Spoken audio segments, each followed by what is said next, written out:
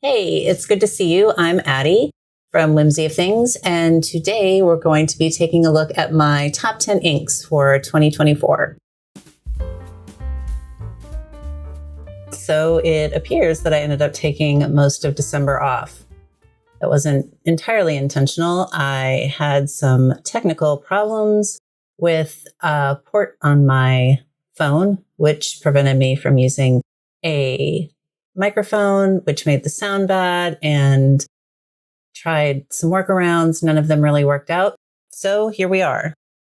I had fully intended on doing a currently inked video for the month of December. I cleaned out all of my pens.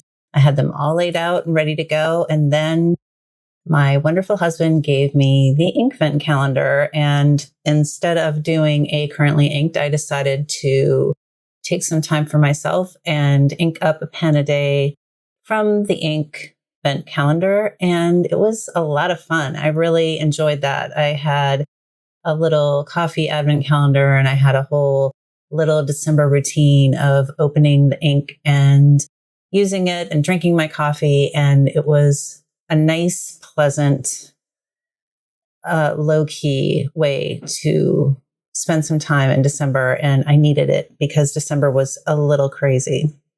So once I'm done with that, I will be cleaning out all those pens again. I'm going to do a state of my pen collection and we'll go through all of the pens together, but that's not what we're talking about right now. Right now, I am looking at the past year and I have thought of 10 of my favorite inks from the previous year. Top 10 favorite inks of 2024. And these are all inks that I tried for the first time in 2024, not ones that came out in 2024. So why don't we go ahead and take a look?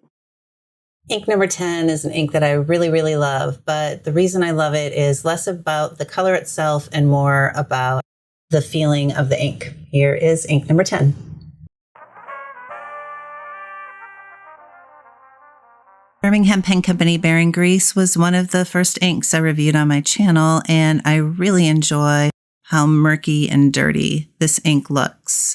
It really lives up to its name, looking almost black with a sheen and washing out to a bright green. I joked in my video that this ink feels like one that you would write nasty letters with, and I still feel that way. The color might not be the most beautiful, but I had to include this ink because of the feeling it evokes and just how much it lives up to its name. Ink number 9, I almost replaced in this list because once I wrote the whole list out and looked, I realized I had 3 Birmingham Pen Company inks right in a row, and that seemed like a lot. But then I decided to stay true to what I was thinking. This is ink number 9, and it is the only green toned ink that I have on my list this year.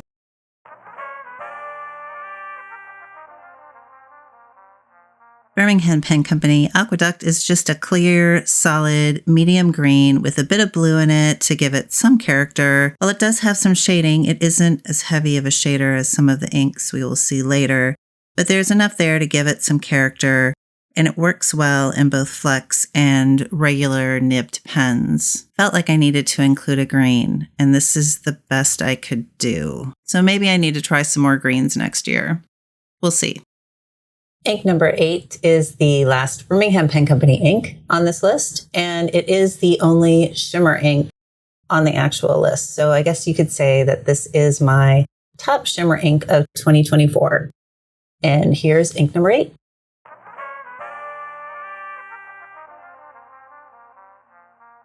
Birmingham Pen Company Triumph Tulip Twinkle is a super well-behaved but quite shimmery ink. The base of the ink is a blue-purple with quite a bit of silver shimmer, but that shimmer manages to do a pretty good job of staying on the page instead of all over everything. And this ink worked equally well in a flex pen, a regular nib, and it performed really well in a very wide 6mm Pilot Parallel pen. I really love the base color of this ink and how the shimmer complements it. It's just a solid performer. The next ink is actually not part of the top 10. It is the first of 2 honorable mentions that I wanted to include in this list. It is also a shimmer. And the reason that it is not actually in my top 10 is that it's only available at one retailer. And because it's sort of a limited availability, I didn't want to include it in the top 10, but I do really like the color and I like the shimmer. So here is honorable mention number 1.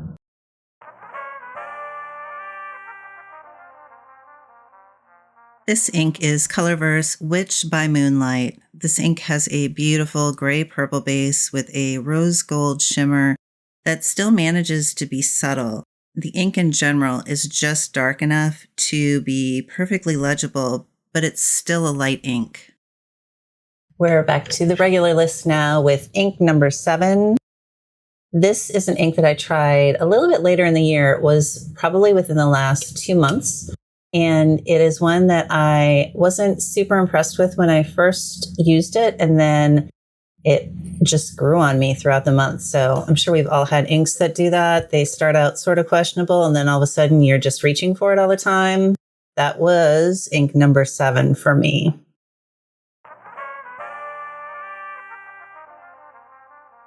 This ink is Troublemaker Golden Orchid. Not only is the ink a subtle grayish pink purple, it has this amazing yellow tone that comes out when it dries, but it has that without looking muddy at all, which I find amazing since yellow and purple are opposite sides of the color wheel, and normally when you mix them together in any way, you end up with brown. This was an ink that I wasn't that excited about when I first started using it and at the very first swatch, but it is one that as I used it throughout the month, it grew on me to the point where I did order a bottle of this. It's just a special and unique ink.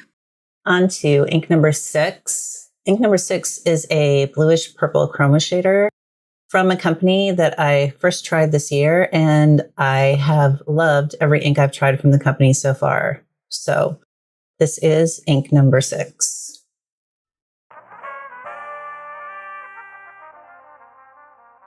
This ink is Lilac Orgona by Pannonia, and I will admit that this is not the most unique ink color in the world. There are several companies out there that have versions of this light purple blue chroma shader color that are almost this exact tone. But out of all of the ones that I have personally tried, which is admittedly not many, this one is one of the most well-behaved. And I think the chroma shading properties really show well in this version.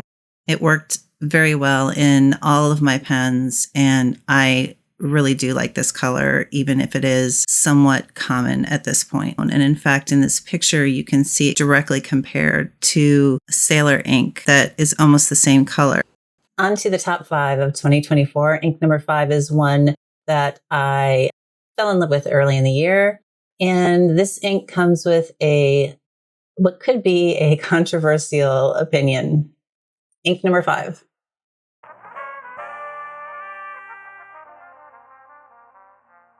Apologies in advance for any offense to diehard Iroshizuku fans, but this ink is Troublemaker Blue Guitar, and Blue Guitar is the ink that I was expecting Konpeki to be, but controversial opinion incoming. I think that Blue Guitar blows Konpeki out of the water.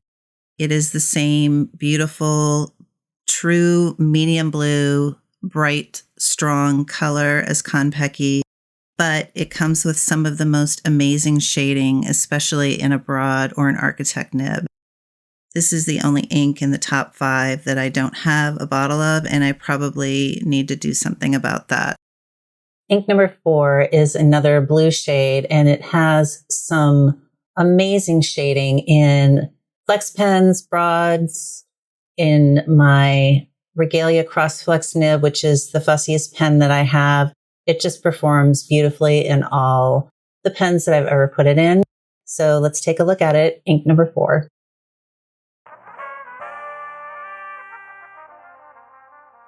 Shimbashi Iro is a beautiful bright blue with just a tiny bit of green that is amazingly well behaved and beautiful in so many different pens that I have. And it offers, again, some amazing shading, even in a wide flex pen. This ink is not the easiest to find, but that's really the only negative I have to say about it. Bonus points for how well it performs in my Regalia Crossflex nib, which is the fussiest nib I have as far as ink goes. And even then, the shading is pretty amazing. Ink number 3 is special to me for a few reasons. First of all, it's from my local pen store, and I feel incredibly fortunate to have a place that is local to me that I can go look at stuff in person at. And this ink is made by them. They are very nice people. I love the store. It's just great. So I want to support them regardless. But on top of all of that, the color of this ink is just beautiful. And it comes in a cute bottle, nice color, cool store. Plus, it's got a clever name with local connotations. All around, great. And that's ink number 3. Paper Plume Red Beans and Rice. The ink color captures the color of red beans beautifully. The bottle has a fun fake wax seal, and the kind of little joke is that the paper is the rice, the white. And it's a beautiful dark red with amazing shading while managing not to look washed out at all. The people at Paper Plume are helpful, and the store, while it's not the biggest store, has really an amazing selection of inks and pens. But this is an ink that I would like to always have in my collection. And if I run out at some point, I will repurchase it as long as it's available. So ink number 2 should really be probably ink number 1 based on usage. I use this ink every day. I've used the ink every day since I've gotten it. And it is my default ink. It's the ink that I use by default. I have a pen that's always inked with it. I use it to write notes. I use it to fill out my planner. I use it all the time. But it's a gray ink. And I'm not going to do that to you guys. So I'll put it at number 2. But maybe in my heart, it's number 1. Ink number 2.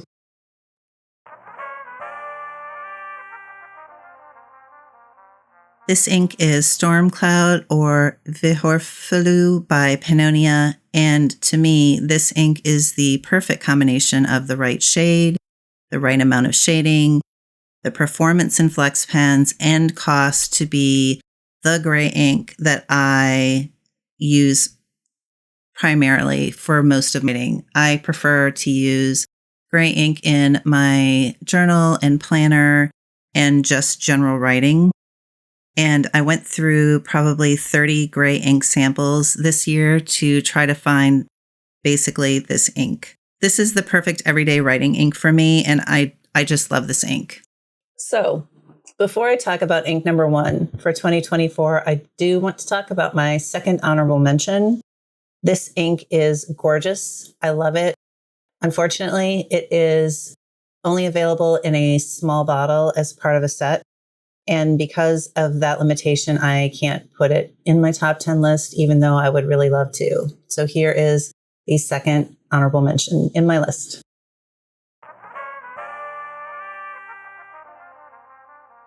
This ink is Colorverse Loki Patera. It is a beautiful soft brown base color with a violet shimmer. The base color is beautiful, and the shimmer contrasts really well with the base color, and it's unique. The issue is with this ink is that it's only available as part of a set, and it's the small bottle in that set. And the companion ink, the large bottle, is a gray that is so light, it's basically illegible. So in order to get this ink, you'd have to buy the set, and you would have to be stuck with a large amount of a color that I don't really find useful. And that's really disappointing. I could see this ink taking the number 1 spot, or at least being in the top 10, but I can't get that excited about an ink that is that difficult or, I guess, expensive to source. And here we are at ink number 1 for 2024. If somebody would have told me, given me a picture of this ink, a swatch, and said, this is going to be your top ink of 2024, I would have laughed at them. Probably pretty loudly, because this is not a color that I look for.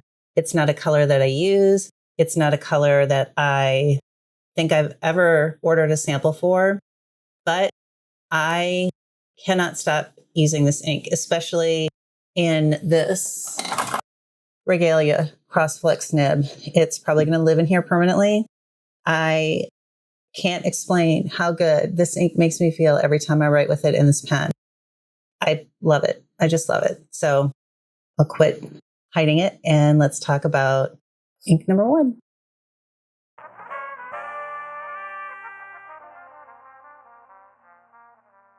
The number 1 ink for 2024, in my opinion, and for me, is Waringall's Don Quixote.